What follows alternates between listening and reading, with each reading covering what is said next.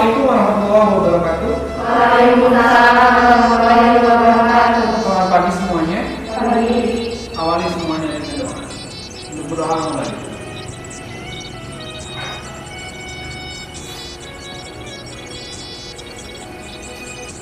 Selesai. Anak sekalian, di tengah pandemi COVID-19, tentunya pembelajaran ini akan lebih efektif kalau kita senantiasa berdoa supaya bangsa dan negara ini terlindungi dari bencana ini. Nah, sekalian hari ini kita akan membahas tentang pembelajaran di bab kedua, pendidikan Pancasila dan Kewarganegaraan. Kita ambil tema salah satu perlindungan dan penegakan hukum yang ada di Indonesia. Perlindungan dan penegakan hukum yang ada di Indonesia. Di sana kalian akan, salah satu tujuan pembelajarannya adalah kalian diharapkan bisa menganalisa tentang perlindungan hukum dan penegakan hukum yang ada di Indonesia pastinya. Selanjutnya kalian akan menganalisa juga tentang konsep-konsep perlindungan dan penegakan hukum, konsep-konsep negara kita dalam menjalankan hukum di Indonesia. Selanjutnya ada analisa selanjutnya, kalian akan menganalisa tentang pentingnya perlindungan dan penegakan hukum. Seberapa jauh pentingnya penegakan hukum? Kenapa hukum harus ada? Nah, tentunya untuk menjelaskan ini, silakan kalian buka halaman 33 di buku kalian. Namun sebelum kita dilanjutkan dengan diskusi, saya akan mengambil satu contoh bahwa setiap hadir 40 sarjana hukum, maka ada 40 pendapat yang berbeda pastinya. Nah, sekarang saya akan mengarahkan kalian semua di sisi ini.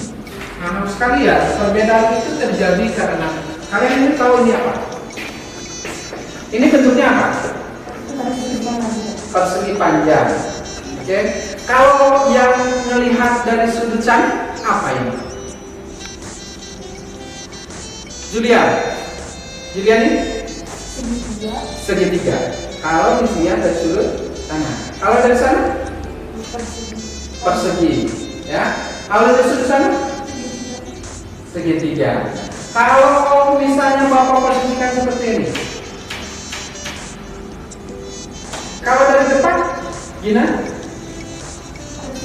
Persegi panjang. Jadi, anak sekalian, setiap permasalahan yang muncul dari aspek hukum itu akan berbeda pandangannya, tergantung cara dia melihat dari aspek mana. Paham? Oke, itu salah satu contoh. Oke, sekarang kalian coba lihat di sampul pertama. Ada gambar neraca. Coba, siapa yang akan melakukan argumen terkait dengan itu? Kenapa simbol hukum itu neraca? Siapa? Siapa yang analisa? Coba, ini kamu analisa.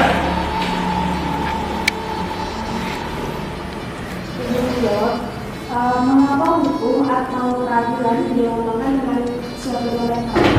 Karena kita di sini melihat adanya keseimbangan antara subjek hukum, objek hukum, dan hukum itu sendiri. Jadi, jika hukum ditegakkan secara adil dan secara kesetaraan antara keduanya, antara subjek dengan objek, maka hukum itu akan tegak dan tidak berat sebelah. Seperti itu, Pak. Ada yang pendapat lain? Sama. Oke, jadi saya simpulkan kenapa subjek hukum itu harus neraca. Neraca itu adalah timbangan yang paling detail, gram. Esensinya, hukum itu perlu keadilan, harus seimbang, harus balance. Siapapun, warga negara, pemerintahan, termasuk semua bangsa-bangsa di dunia, menegakkan hukum itu harus adil. Siap. Kita masuk ke konsep-konsep hakikat perlindungan dan penegakan hukum. Konsep-konsep perlindungan dan penegakan hukum. Di sana ada gambar pelanggaran yang dilakukan oleh siswa. Siapa yang akan komen? Silakan. Izin menjawab, Pak. Siap, silakan. Menurut gambar tersebut adalah suatu tindakan penilangan yang dilakukan oleh polisi kepada satu orang pengemudi motor yang melakukan pelanggaran. Tujuan dari penilangan tersebut adalah untuk melindungi bangsa Indonesia juga. Oke. Siapa yang akan menjelaskan lebih lanjut? Dina, coba. Dari gambar tersebut bisa dilihat bahwa hukum atau keadilan memiliki sifat yang menyeluruh, melindungi, dan melihat. Oke. Alhamdulillah, anak sekalian, kenapa ini dilakukan sesuai dengan konsep perlindungan dan penegakan hukum? Maka hukum harus diterapkan ke seluruh elemen bangsa dan negara Indonesia. Satu di antaranya tujuan hukum adalah melindungi segenap tumpah darah Indonesia, melindungi warga negaranya. Tujuan hukum adalah melindungi warga negaranya. Jadi ketika kalian ditilang, jangan bawa ke polisi. Karena apa? Kalau kamu jatuh di motor, bocor, meninggal. Kalau kamu pakai helm, jatuh, mudah-mudahan diselamatkan. Nah, oke. Jadi seluruh tindakan-tindakan yang dilakukan oleh bangsa, negara, dalam hal ini adalah eksekutif, itu semuanya untuk kebaikan-kebaikan bangsa dan negara. Paham? Oke. Kita lanjut ke itu ada info kewarganegaraan. Tolong dibaca. Di info kewarganegaraan di siapa? Silakan. Siap. Suatu ketentuan hukum mengenai tugas sebagai berikut: 1. Menjamin kepastian hukum bagi setiap orang di dalam masyarakat. 2. Menjamin ketertiban, ketentraman, kedamaian, keadilan, kemakmuran, kebahagiaan, dan kebenaran. 3. Menjaga jangan sampai terjadi perbuatan main hakim sendiri dalam pergaulan masyarakat. Konsep yang disampaikan tadi, satu di antaranya ada di pembukaan Undang-Undang Dasar 45 alinea yang keempat, yaitu tujuan bangsa Indonesia. Ya, satu di antaranya adalah mencerdaskan kehidupan bangsa, memajukan kesejahteraan umum, apalagi melindungi segenap bangsa tumpah darah Indonesia dan dalam perdamaian dunia. Konsep kewarganegaraan yang tadi kalian sampaikan adalah tujuan bangsa Indonesia pada umumnya. Oke? Sekalian, kenapa? Seberapa penting hukum itu ada? Seberapa penting perlindungan dan penegakan hukum di Indonesia? Siapa? Siapa yang coba meninya? Kita buka, salah satunya adalah perlindungan dan penegakan hukum sangat penting dilakukan karena dapat memberikan satu, supremasi hukum, tegaknya hukum,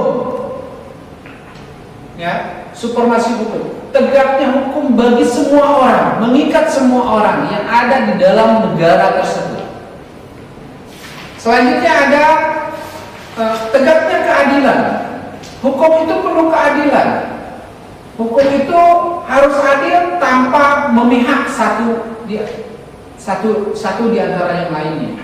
Mau penduduk miskin, mau penduduk kaya, mau pejabat, mau siapapun, di mata hukum semuanya sama. Ada pasal yang mengatur tentang itu, siapa? Acungkan tangan. Tentang hukum. Siapa? Ya. Pasal 28B ayat 2. Dibacakan, disampaikan. Mungkin ada esensinya saja. Ya, Pak. Esensinya bahwa semua warga negara memiliki kesempatan yang sama di dalam hukum dan pemerintahan. Setiap warga negara memiliki hak yang sama di depan hukum. Semuanya harus diperlakukan sama. Selanjutnya, hukum itu mewujudkan perdamaian dan kehidupan dalam kehidupan masyarakat. Kebayang kalau tidak ada polisi? Tujuan hukum diantaranya adalah mewujudkan perdamaian dalam kehidupan di masyarakat. Ya. Nah, nanti kita akan belajar lagi lebih dalam lagi dari kasus-kasus pelanggaran hukum yang terjadi. Ya, dari kasus-kasus pelanggaran hukum yang terjadi. Kalian lihat, ambil salah satu contoh pelanggaran hukum di masyarakat. Ya. Analisa kenapa dia melanggar, pasal apa yang dilanggar, ya, sampaikan nanti kita ketemu minggu depan. Kita tutup pertemuan ini dengan membacakan hamdalah. Assalamualaikum warahmatullahi wabarakatuh.